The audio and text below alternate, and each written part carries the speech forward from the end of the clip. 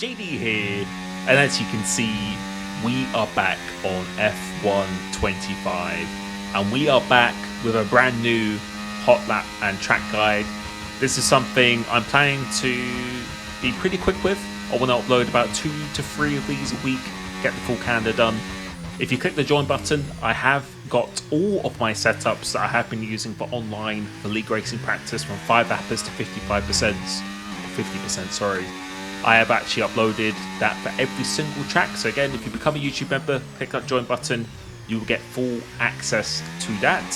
These setups will be updated probably quite regularly on a weekly basis as the game evolves. We learn more things about the game, we learn what works, a little bit more on the races, things like that as well. This is my current Spa setup, so I really hope you enjoy this. If you like the video, let me know you want to see more content like this, but I know that a lot of people find this very useful, not just for the setup, but just actually learning the track as well, which is the main purpose of this. I always do these online now, or in Grand Prix mode, because there is quite a big difference between the TT and when it comes to online and Grand Prix mode. Not only in the setups, but just the way you drive the car as well, which I think is going to be one of the biggest factors for competitive racing in this game.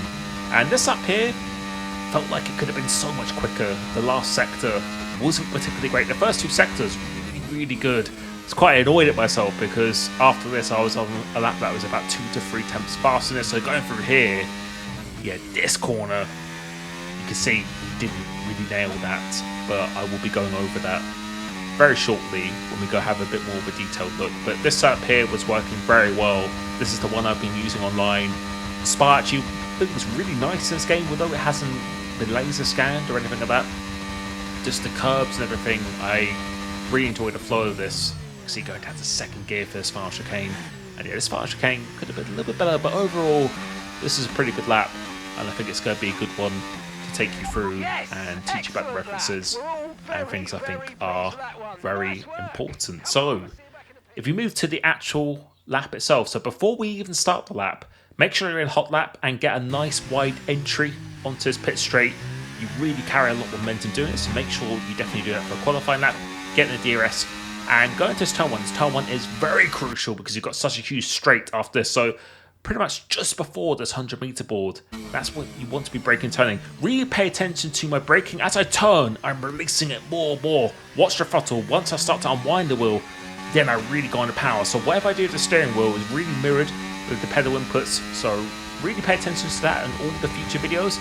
Coming up through here, even though this is completely flat out, you want to choose a line of least resistance. So I'm trying to steer as little as possible, trying to get my car all over these curves, trying to keep the line as straight as I possibly can. And you can see again, if you watch that in real time, which I'll show you again at the end, you can see I'm just trying to not scrub off as much speed as possible. Make sure you stay nice and tight here. Hit the DRS line as well. Quite easy to miss because there's a lot of lines going on. It gets a little bit confusing.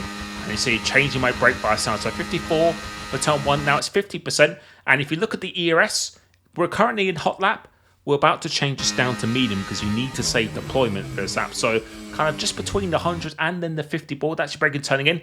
Use all of the curb on this inside. You can see the left wheel was completely on that white line. Going for this one, you want to be doing the same, so we could have done it a little bit more myself, but it's really crucial. After this corner, you don't want to be going a little bit more than this middle, so middle is really as far as you want to go. Aim towards the left again, and then going for this right-hander. You can do this flat out. We do a little bit of a lift going through there. Careful with this curb on the exit, and then coming to here, still keep it in medium ERS. This curb, you do not want to touch this curb. So after this patch, after this curb starts, that's your braking and turning point. So the closer you can to the curb actually hitting it, you can be really tight to it. So again, middle of the track is the absolute maximum depth.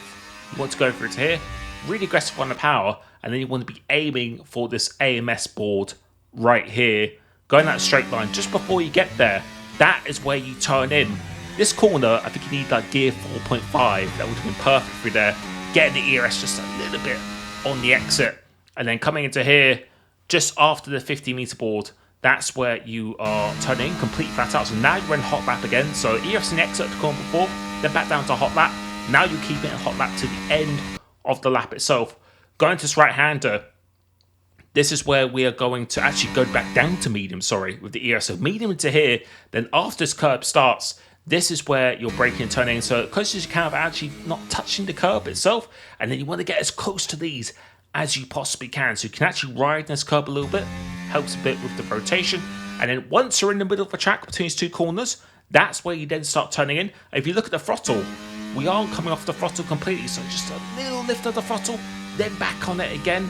Use all the track on the exit, and then come to this one. This is a really crucial corner again because you've got a massive straight after this. Just after this curve starts, you do a brake and the turn in, and this is a corner where you want to be closer to this curve. So ideally, kissing this inside curb helps with the rotation, then really aggressive on the throttle and go over here. You don't want to be squiggling like this, so ERS as soon as you can, because ERS on slow speed, you've got to maximize the acceleration as much as possible. And now you'll be using the ERS all the way to about 37% of the battery. Then you're going down to hot lap, and now we're changing that brake bias for that final corner, so up to 54 bias again. And then come into here, bus stop chicane, really difficult corner. You want to be braking about 110 meters out, 115 meters out, going to here, so not quite at the 100, just before. Use all the track, and you can use a lot more of this curb on the inside, so you could be half a car length more over this inside curb. Second gear, because otherwise third gear really bogs you down. A little bit more than the middle of the track, so you can afford to go in deep, carry the momentum going through into here. Try and get back to the right as much as you can. Use this curb, helps with rotation again. Second gear, once you're 100% flat out, third gear, ERS to line, DRS. And then that is a lap of Spa. That is a 141.4, which, again, I think there is definitely a fair amount of time in this lap as well. But so if we take a look at the setup, yes, we are running 0-0 wings. There are a number of tracks on this game where 0-0 wings is really the option you want to be doing around here, because yes, you could add 1 to 2 clicks on the front aero, but actually the front aero and the aerodynamics are very sensitive on this game, and you will be losing quite a bit of speed in the straight line. So you actually gain more on the straights than you do versus the corners. So 0-0 wings, 120 transmission. This is just to help with the rotation, so fairly low. If you're struggling when you're going off the throttle, so like going into last chicane or going into the turn 1, you can always increase this from 120 to maybe 125. But when you're coming off the brake, between coming off the brake and on the throttle, if the back end is coming round on you, you can always increase this. All the way to the left for the suspension geometry, this is pretty much what you're going to see at 99% of the tracks. And for the suspension itself, so 38 on the front suspension, just lowering this a little bit just gives me a little bit better traction, a little bit more rotation. I think that's something you need because you're running the 0-0 wing. So 38 on the front and then 1 on the rear, that is going to give you the most stability there. And then you're running 1 on the front anti-roll bar and then 15 on the rear. So when you increase the rear, you're actually increasing the actual performance, so the rotation from the rear of the car. Through here, you're under quite a bit of load, so you want the front to be very pointy, so you want quite a lot of rotation from the suspension itself, and then quite low on the ride height because you need quite a bit of straight line speed. But traction is not really a huge issue because you're running quite low wings, so the car is actually pretty stable doing that. And then you can see the brakes, these are 150 throughout most of the lap. It's only through turns 1 and the final corner, that's where you want to be using 54. If you're locking the rears under braking, you can always increase it to 55 if you need to, but then that will cost you a little bit of rotation. And then maximum tire pressures, I think that's something we're going to see online in the race 99% of the time. But that is my track guide, hot lap and setup, showing the ERS. So this is exactly what I've been using online.